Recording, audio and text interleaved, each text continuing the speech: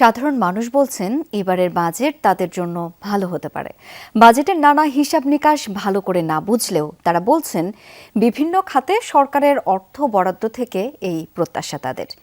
BNP সরকারের প্রথম বাজেটকে স্বাগত জানিয়ে তারা বলেন নিত্যপণ্যের দাম যেন সহনীয় থাকে, শান্তিতেই যেন থাকতে পারেন তারা। সংসদে যখন লাখ লাখ কোটি টাকার বাজেট ঘোষণা চলছিল, তখন সংসদেরই সামনে দিনমজুর নিলয় ভাসমান দোকানে কাজ করছিলেন আপন মনে। তিনি বোঝেন না বাজেটের বড় বড় অঙ্কের সমীকরণ, তার সাধারণ চাওয়া দুবেলা খাবারের ব্যবস্থা। জিনিসপাতির দাম বেড়ে গেছে, আমাদের খুব কষ্ট হচ্ছে কাজ করে খাইতে। চাল ধানের দাম যদি কমায় দেয় তাহলে আমাদের মতন গরিব মানুষ বেঁচে যাবে। নিলয়ের মতো দিন এনে দিন খাওয়া মানুষের প্রত্যাশা অঙ্কে, সমীকরণে কিংবা প্রতিযোগিতায় নয়, বাজেটে নিশ্চিত হোক স্বস্তির এক জীবন। বাজারটা কম হইলে ভালো লাগে। মনে করেন আমরা খাট দিয়ে খাই, দিন মজুরি, টাকা পয়সা একটু কম হইলে সদায় আমার কম পাইতে ওই আমার ভালো লাগে।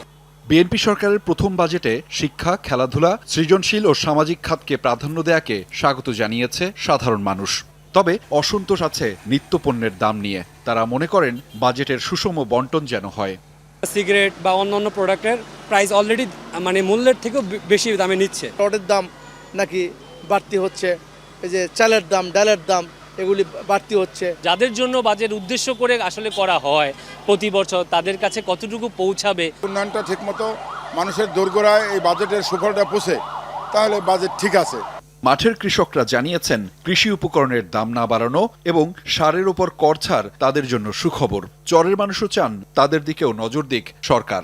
সরকার বাজেট দেয় সেটা ওই চেলাহলার ঘরে জানে, আমরা কি জানি ওগুলো। চরের মানুষ, গ্রামের মানুষ, এ বাজেটে আমাদের কিছুই হয় না। যে হিসেবে খরচ করছি জমির মধ্যে, ওই হিসাবে ধানের দাম পাই নাই। সার বিষের দাম বেশি, কিনতে গেলে আর বেচতে গেলে কম, এগুলান বাড়াতে হবে। সরকার যদি একটু সহযোগিতা করে তাহলে আমরা তো কিছু সুযোগ সুবিধা পাই। সাধারণ মানুষের চাওয়া অর্থনীতির চাকা ভালো করে চলুক, আর তাতেই যেন শান্তি মিলবে যাপিত জীবনে। দেশের ৫৫তম বাজেটে ৯,৩৮,০০০ কোটি টাকার বাজেট ঘোষণা করেছে বর্তমান বিএনপি সরকার। জানিয়ে জনমনে রয়েছে ব্যাপক প্রত্যাশা। বিশেষ করে সাধারণ মানুষ বলছেন তাদের যাপিত জীবনের ব্যবহার্য উপকরণ এবং দুবেলা দুমুঠো খাবার যে ব্যবস্থা, সেটি যেন সহজ হয়। আহমেদ রেজা, যমুনা নিউজ, ঢাকা।